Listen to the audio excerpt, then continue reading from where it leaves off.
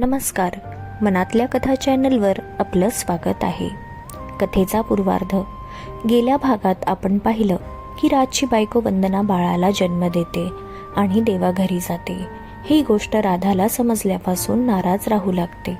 रमेश तिच्याशी बोलतो. ती सगळं ठीक असल्याचं सांगते. काही प्रॉब्लेम नाही. रमेश स्वतःची शपथ घालतो. रमेशने शपथ घातली म्हटल्यावर राधाला खरं बोलणं भाग होतं. तिच्यासाठी दादा प्रिय होता. राधाचे डोळे पाणावले. राधा, जे काही असेल ते सांग, पण प्लीज मनातून सगळं बाहेर काढ. तू अशी उदास झालेली बघवत नाही. दादा, तू राजला ओळखतो ना, माझा मित्र. राधाने अनेकदा राज अमोलबद्दल त्याला सांगितलं होतं. हो, तुझ्या कॉलेजमध्ये होता तो. अमोल, ओवी, राज आणि तू असा तुमचा चौघांचा ग्रुप होता. हो दादा, तोच राज. त्याचं काय झालं? रमेशने उत्सुकतेपोटी विचारलं. दादा, त्याचे काही महिन्यांपूर्वी लग्न झालं. बायको प्रेग्नेंट होती. 7व्या महिन्यातच तिला त्रास झाला. त्यात ती ऑफ झाली. मुलगी वाचली. अरे देवा, फारच वाईट झालं.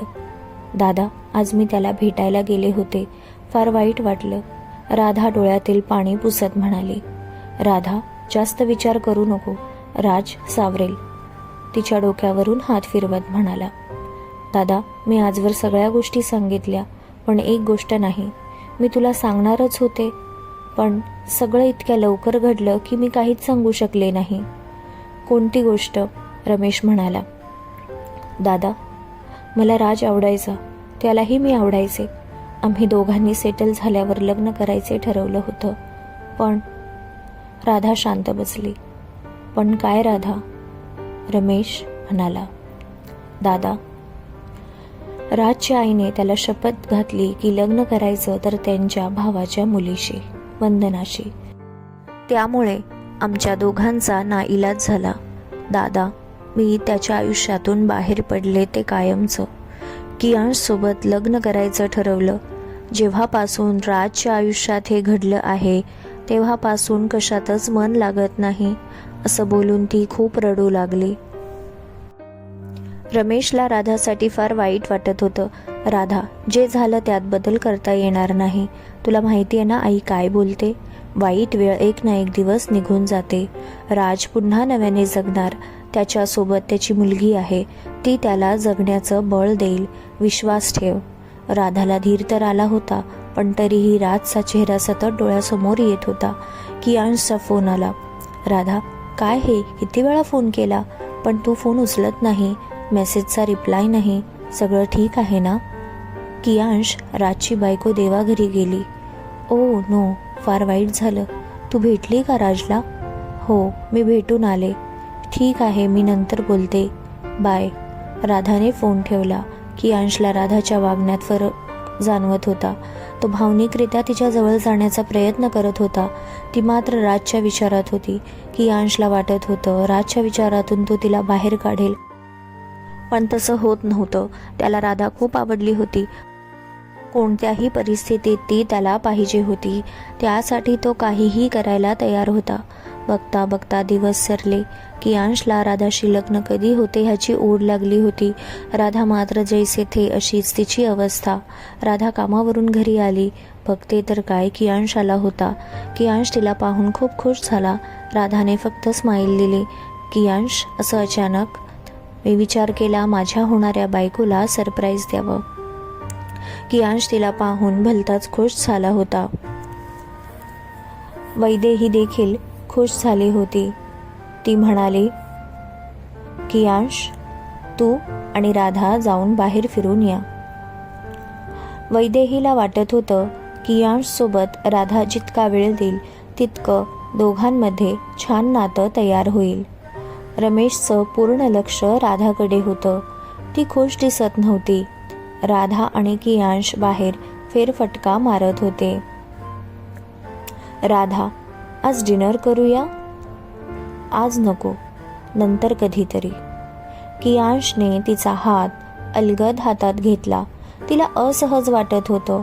तिने पटकन हात बाजूला काढला. कियांश प्रयत्न करत होता जवळ जाण्याचा आणि राधा दूर जात होती. राधा, एक विचारू? कियांश म्हणाला. हो, विचार. मी तुला आवडतो ना? हो, राधा म्हणाली. फक्त हो? कियांश, मला तू आवडतो, ती हसत म्हणाली. बरं, मी आवडतो त्याचं कारण? कियांश, तू फक्त प्रश्न विचारणार आहेस का? हो, तसंच समज. माझ्या प्रश्नाचं उत्तर दे. बरं, उत्तर हवं आहे तर सांगते. तू समजदार आहेस, ऐकून घेतो. माझा छान मित्र आहे.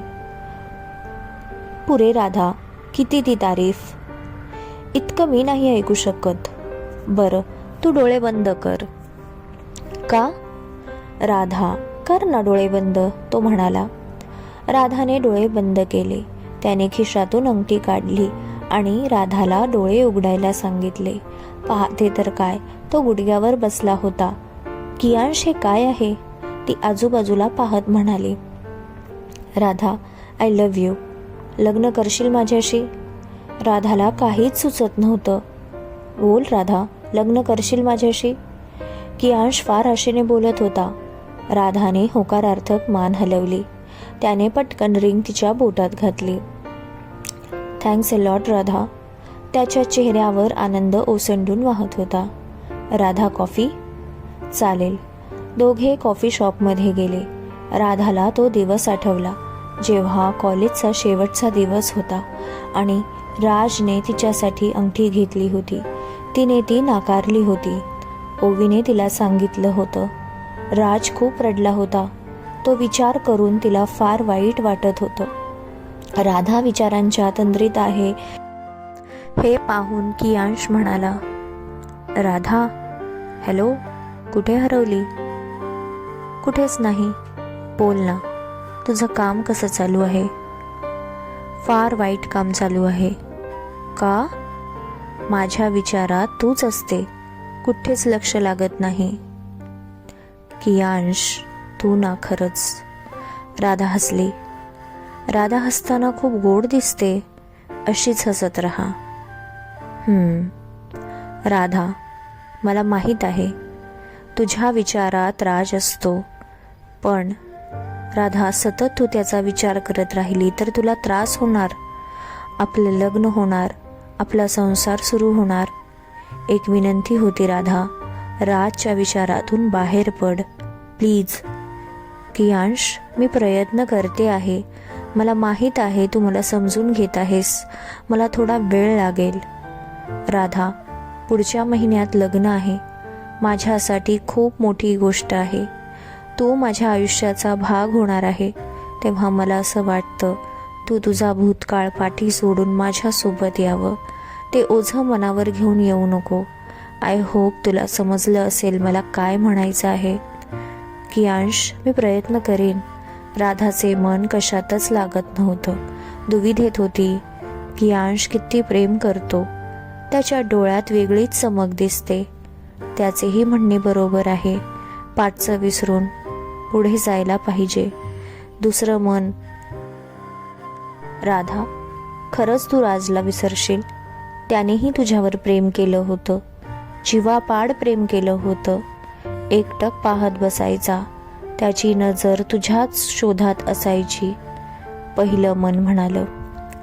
त्याने साथ दिलीच नाही. तो गेला. त्याने स्वतःचा विचार केला. त्याने लग्न केलं. दुसरं मन. त्याला लग्न करायचं नव्हतं. आईने शपथ घातली होती. तसं नसतं केलं तर आईने जीवाचं बरं वाईट केलं असतं. पहिलं मन. राधा, त्याने तुझा विचार केला नाही. त्याने आईला महत्त्व दिलं. दुसरं मन. जो आईला महत्त्व देतो तो नक्कीच चांगला व्यक्ती असतो. राज स्वार्थी झाला असता, पण त्याने स्वतःचं मन मारलं. पहिलं मन. जो खरं प्रेम करतो तो कधीच सोडून जात नाही. राज तुला सोडून गेला ते पण कायमचं. त्याने तुझ्यावर कधीच प्रेम केलं नाही. सत्य हेच आहे की तो तुला सोडून गेला आहे. आता त्याचा विचार करू नको. कियांश खूप चांगला मुलगा आहे. तो तुला खुश ठेवणार. दुसरं मन. राज माझ्यावर आजही प्रेम करतो. त्याचं प्रेम खरं होतं हे मला माहीत आहे. पहिलं मन. जर प्रेम खरं होतं तर तो तुझ्या आयुष्यात का नाही? दुसरं मन, तो माझ्या आयुष्यात आत्ताही येऊ शकतो. पहिलं मन, मग कोणी थांबवलं आहे? तोच आई आली. अगं राधा, झाली का तयार? तुझ्या कपड्यांची शॉपिंग करायची आहे. हो आई, लगेच 5 मिनिटात येते. आई राधाला पाहत होती. आई, काय झाले? राधा म्हणाली. आईचे डोळे पाणावले. राधा, पुढच्या महिन्यात तू जाशील. तुझी खूप आठवण येईल. आई, काय ग, नको रडू ना प्लीज. आईचे डोळे पुसत म्हणाली. मी काही खूप लांब चालले नाही. तासाभरात मी इथे पोहोचेल. राधा, आता जशी 24 तास माझ्यासोबत असते तशी नसणार. तुझा संसार असणार, नवीन माणसं, त्यांनाही तुला वेळ द्यावा लागणार. सगळ्या मुली अशाच म्हणतात, पण एकदा लग्न झालं की त्यांचं एक विश्व तयार होतं. त्या विश्वात माहेरची माणसं असतात आणि त्यात सासरच्या माणसांचे पण स्थान असते. राधा, मला माहीत आहे तू सगळं छान हँडल करशील. आईचं सारं ऐकून राधालाही गहिवरून आलं. लहान मुलागत ती आईला घट्ट बिलगली आणि रडू लागली. रमेश आणि वैदेही आले. दोघी रडत होत्या. ते पाहून रमेश आणि वैदेही दोघांच्या डोळ्यात पाणी आलं. आई, काय हे? अजून महिना आहे राधाच्या लग्नाला. आत्तापासून सराव सुरू केला का? रमेश वातावरण हलकं व्हावं म्हणून बोलत होता. सगळे हसू लागले. वैदेही म्हणाली, कियान शॉपमध्ये केव्हाचा येऊन बसला आहे. राधा, खूप घाई झाली आहे त्याला लग्नाची. राधाने डोळे पुसले. वहिनी, माझी तयारी झाली. कियांशने आधीच ठरवलं होतं सगळं मॅचिंग घ्यायचं. राधा म्हणेल तेच कपडे घ्यायचे. राधा तिच्या परिवारासोबत आली. तिला पाहून कियांश खुश झाला. कियांशचे आई बाबा देखील आले होते. राधाने पिंक कलरचा ड्रेस घातला होता. हलकासा मेकअप केला होता. गोड दिसत होती. जिथे राधा बसली होती तिथे कियांश येऊन बसला. वैदेही म्हणाली, आत्या, कियांश आमचा झाला बरं का. सगळेच हसू लागले. आत्या म्हणाली, बरं, कियांश तुमचा तर राधा आमची झाली. राधाच्या आई आणि बाबा दोघांच्या डोळ्यात पाणी आलं. लहानपणापासून लाडात वाढलेली राधा आता खऱ्या अर्थाने दूर जाणार होती. राधा आता सासरी जाणार ह्या विचाराने रमेश देखील भावनिक झाला होता. राधाच्या आवडीच्या साड्या घेतल्या. कियांशने त्यावर मॅचिंग असे आउटफिट घेतले. राधा वरवर हसत होती, पण मनातून इतकी खुश नव्हती. शॉपिंग झाल्यावर कियांश राधाच्या आई बाबांना म्हणाला, राधासोबत डिनरला जाऊ शकतो का? त्यांनी होकार दिला.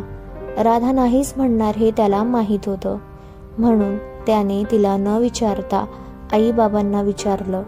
कियांश गाडी चालवत होता आणि छान रोमॅन्टिक गाणी लावली होती. राधाचे तर अजिबात लक्षच नव्हतं. खूप शांत होती. कियांशने विषय काढला. राधा, तुझ्या मनासारखी झाली ना शॉपिंग? हो, छान झाली शॉपिंग. राधा शांत आहे हे पाहून कियांशने गाडी थांबवली. तरी तिचं लक्ष नव्हतं. त्याने राधाचा हात हातात घेतला. तेव्हा ती भानावर आली. कियांश, गाडी का थांबवली? तुझ्याशी बोलायचं आहे म्हणून. राधा, मी बघतो आहे तुझं अजिबात लक्ष नाही. तुला कशातच इंटरेस्ट नाही. मला असं वाटतंय तू अजूनही राजच्या विचारात आहे. कियांश, मी प्रयत्न करते आहे, पण सतत डोक्यात विचारांचे चक्र सुरू असते. काहीच समजत नाही बघ. मला फार त्रास होत आहे. कियांश, मला माफ कर. माझ्या वागण्यामुळे तुला त्रास होत आहे. राधा, तुझ्या विचारांमुळे फक्त मला त्रास होत नाही तर तुलाही त्रास होत आहे. असं किती दिवस विचार करणार? तुला त्यातून बाहेर पडावं लागणार. फक्त 1च महिना आहे लग्नाला. तुला माहीत आहे ही जी वेळ आहे ती खूप प्रिशियस आहे. पुन्हा पुन्हा ही वेळ मिळणार नाही. हे क्षण सुंदर आहेत. आपली शॉपिंग, आपल्या गप्पा सारं आठवणीत राहणार. तुझ्याकडूनही मला तसा रिस्पॉन्स पाहिजे. प्लीज राधा, राजच्या विचारातून बाहेर ये प्लीज. कियांश, मी पूर्ण प्रयत्न करणार, राधा म्हणाले. दोघेही जेवायला गेले. कियांश राधाला एकटक पाहत होता. पुन्हा त्याच्या एकटक पाहण्यात तिला राजचा भास होत होता. सगळीकडे फक्त आणि फक्त राज. 1 महिना होता लग्नाला. सगळ्या पत्रिका वाटून झाल्या होत्या. आता 4 दिवस होते लग्नाला. राधाचा मेहंदीचा कार्यक्रम होता. ओवी देखील आली होती. राधा खुश नव्हती हे तिलाही कळत होतं. मेहंदी काढून झाल्यावर ओवी आणि राधा दोघी रूममध्ये गप्पा मारायला निघून गेल्या. खरं तर ओवीकडे तिला मन मोकळं करायचं होतं.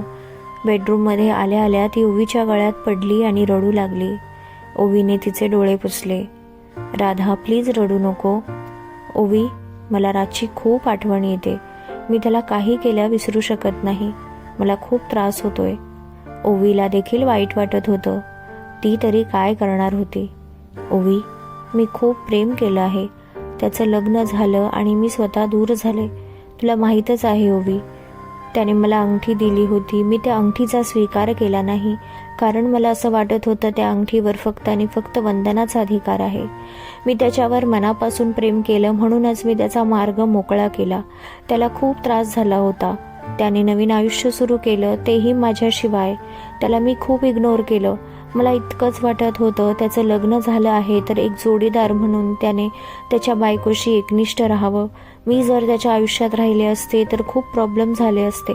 आमचं नातं फक्त मैत्रीचं नव्हतं, प्रेमाचं होतं. ओवी, वंदनाचं असं कळल्यावर मला फार त्रास झाला. होतो आहे आणि पुढेही होत राहणार. माझा राज एकटा पडला आहे, खूप एकटा.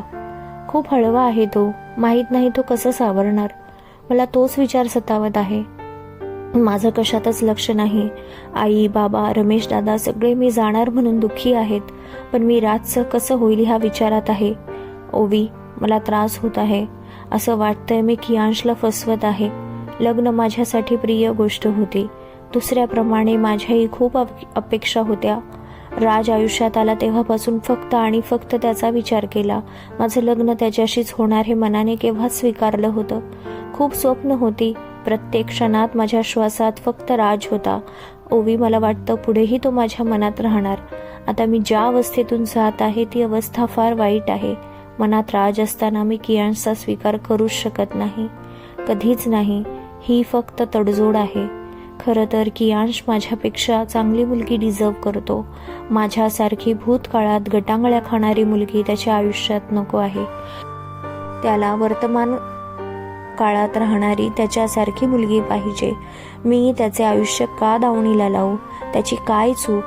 तो खूप चांगला आहे. मी असं वाईट कसं वागू शकते, ते पण अशा व्यक्तीशी जो माझ्या मनाची काळजी घेतो, मला समजून घेतो. ओवी, मला सांग, मी चुकीचं वागते आहे का? मी कियांशसोबत लग्न करते आहे, तो चुकीचा निर्णय आहे का? प्लीज सांग मला. तू माझी चांगली मैत्रीण आहे. तू माझ्याशी खोटं बोलणार नाही. प्लीज सांग. खरं सांगू का राधा? तू चुकीचा निर्णय घेतला आहे. खरंच मी चुकीचा निर्णय घेतला आहे. मला हे थांबवायला पाहिजे. मला माझ्या आयुष्यात राज पाहिजे. माझं प्रेम माझ्या आयुष्यात पाहिजे. मी त्याच्यासोबत खुश राहणार. तू बरोबर बोलते आहेस. मी आत्ताच आई, बाबा आणि दादाला सांगते. ती 2 मिनिटं शांत बसली. तिच्या डोक्यात विचार आला. ओवी, मी इतकी कशी स्वार्थी होऊ शकते? नाही, मी असं नाही करू शकत. आई, बाबा, दादा सगळे खुश आहेत. वैदेही वहिनी देखील खुश आहे. मी अशी मुलगी नाही. राधा, शांत हो. तू पॅनिक नको हो. राधा रडायला लागली. ओवी, मी तडफडते आहे. आज मला समजते, राजवर देखील असाच प्रसंग आला होता. कुटुंब की प्रेम. त्याने कुटुंबाला प्राधान्य दिलं. ओवी, मी पण तेच करणार. मी अशी व्हावंच जाणार नाही. राज जेव्हा माझ्या आयुष्यातून निघून गेला तेव्हा मी जगले, आताही जगेल. कियांश खूप प्रेम करतो, जीव लावतो, खूप जीव लावतो. तो माझ्यासाठी वेडावला आहे. ओवीला राधासाठी वाईट वाटत होतं. निर्णय घेताना तिला फार त्रास होत होता. ओवी जितकं राधाला ओळखत होती त्यावरून तिला अंदाज आला होता की ती स्वतःच्या प्रेमाचा त्याग करणार. शेवटी राधा ओवीला म्हणाली, ओवी, राजला मेसेज दे, तू तुझ्या मुलीसाठी स्वतःला सावर. आई नेहमी म्हणते, वाईट वेळ कायम राहत नाही, राजची वाईट वेळ नक्कीच निघून जाईल. राधाला कियांशचा मेसेज आला. हाय बायको, मेहंदी झाली का काढून? माझं नाव लिहिलं आहे ना? मेहंदीचा फोटो पाठव. ओवी, बघ कियांशचा मेसेज. मला म्हणतोय मेहंदीमध्ये माझं नाव लिहिलं आहे ना? ती हसली. त्या हसण्यात एक दुःख लपलं होतं. राधा, काय चालू आहे तुझं? 4 दिवसांवर लग्न आहे, स्वतःला किती त्रास करून घेत आहेस? ओवी, त्रास करून नाही घेत ग, मला त्रास होत आहे. जाऊ दे, आता त्रास नाही करून घेणार. चल, माझ्या मेहंदीचा फोटो कियांशला पाठव, तो वाट बघतोय. ओवीने मेहंदीचा फोटो काढला आणि राधाने तो कियांशला पाठवला.